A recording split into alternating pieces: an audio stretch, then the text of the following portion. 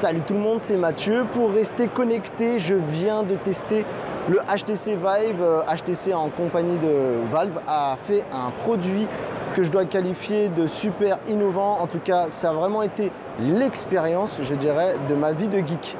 Parce que vraiment, là, on arrive à un cap où vraiment on a l'impression d'être immergé dans un autre monde que celui sur lequel on est.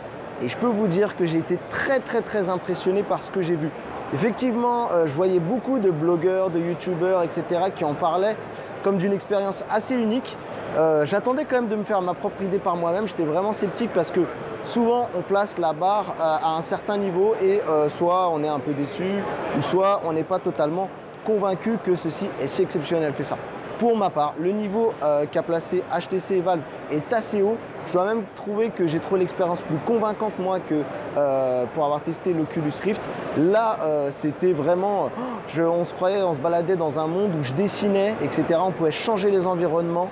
C'était vraiment un truc de dingue et on avait plusieurs possibilités, plusieurs types de pinceaux, de traits, etc. pour pouvoir vraiment dessiner dans un univers complètement vraiment en 3D, quoi, dans une pièce virtuelle. Je pense que c'est ça le mot.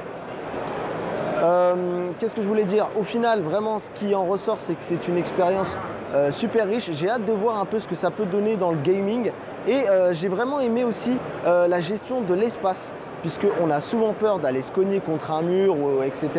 Et en fait, non, parce que c'est très bien fait grâce aux deux capteurs qui sont au-dessus. Et il y en a seulement deux, et ça, c'est plutôt pas mal.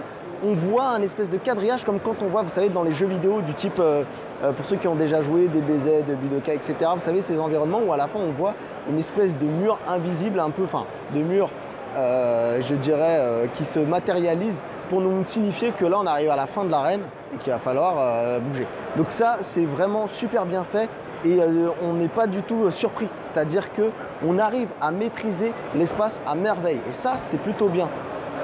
Franchement, il y aurait plein de choses à dire. L'expérience n'est pas seulement que visuelle puisqu'elle est sonore. Et en fait, par exemple, quand je prenais les flammes et que je dessinais des flammes, eh ben, on entendait le bruit des flammes dans l'oreille.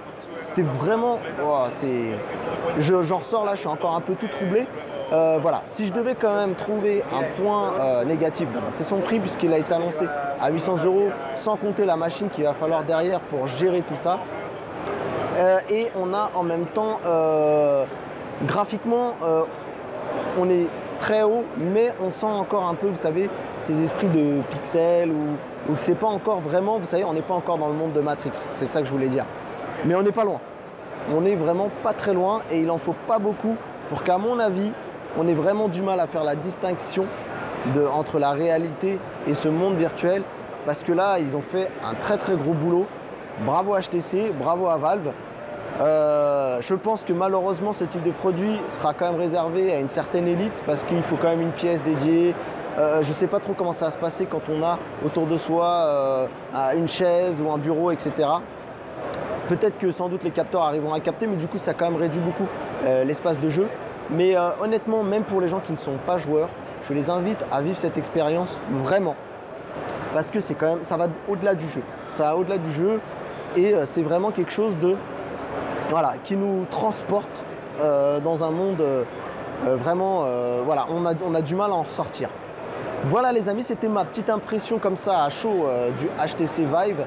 Je vous dis honnêtement, dès que vous avez l'opportunité de le tester, franchement, sautez le pas et faites-le, quoi. Faites-le. Voilà les amis, à bientôt et restez connectés pour d'autres vidéos du Mobile World Congress. C'était Mathieu, bye.